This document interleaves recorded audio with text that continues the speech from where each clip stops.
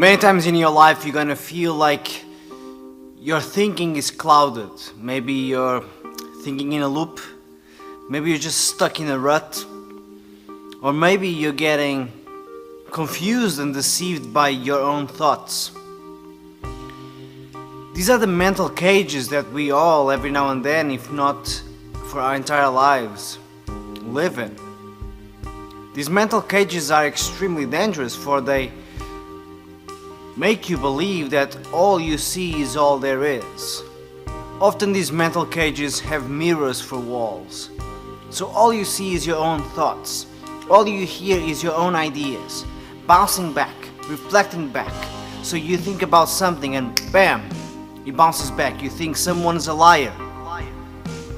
Someone is trying to trick you. Someone is in love with you.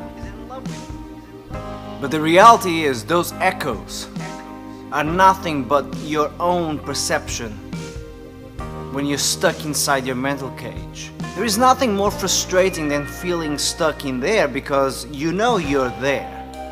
We often know this. We have multiple voices talking to us at the same time.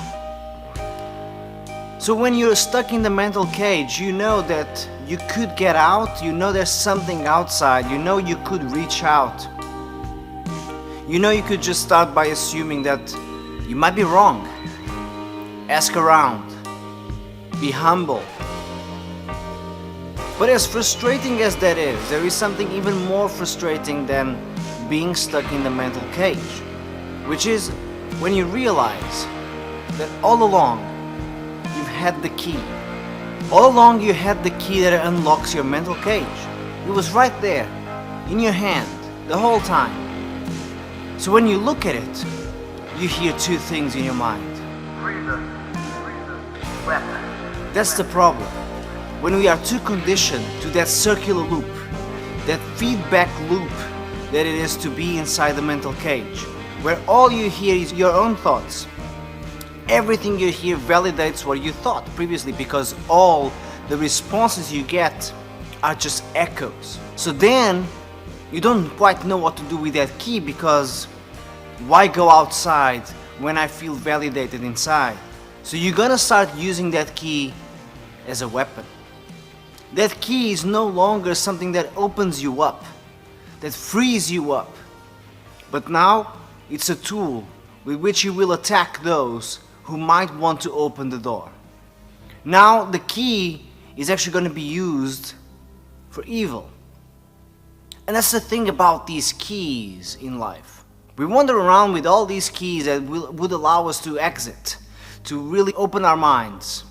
And yet, we flip it and we use those keys as weapons. Just look at the internet. You could use the internet to learn more about yourself and others, and all the ways in which you are incomplete and flawed. Or you could use the internet to create echo chambers that will validate you forever. So it doesn't really matter what you think and how you think, you will always find someone who thinks alike and validates your thinking. That's you using that key as a weapon. What I'm trying to do these days is just open my mind. Contemplate all the ways in which I can be wrong, and probably am. I exercise that idea that I don't know what I'm doing. I'm just trying my very best. I engage in discussions about how I'm making mistakes. And I try to hear people. I try to reach out to them. I try to see exactly what they see when they look at me. My perception will always be biased.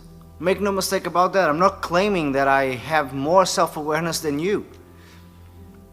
But I have this desire to figure out what makes us human, what makes us valuable, what makes us worthwhile, what makes me worthy. So when I shoot these videos, what I'm trying to do is think out loud with you guys.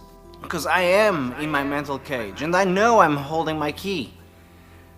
But I sure want to open that cage, and I no longer want to use that key as a weapon. So you have to make a decision. Do you unlock the cage and leave and open yourself up to other people's opinions and their own perceptions of yourself? Or will you keep them at a distance by using that same key as a weapon? Your call.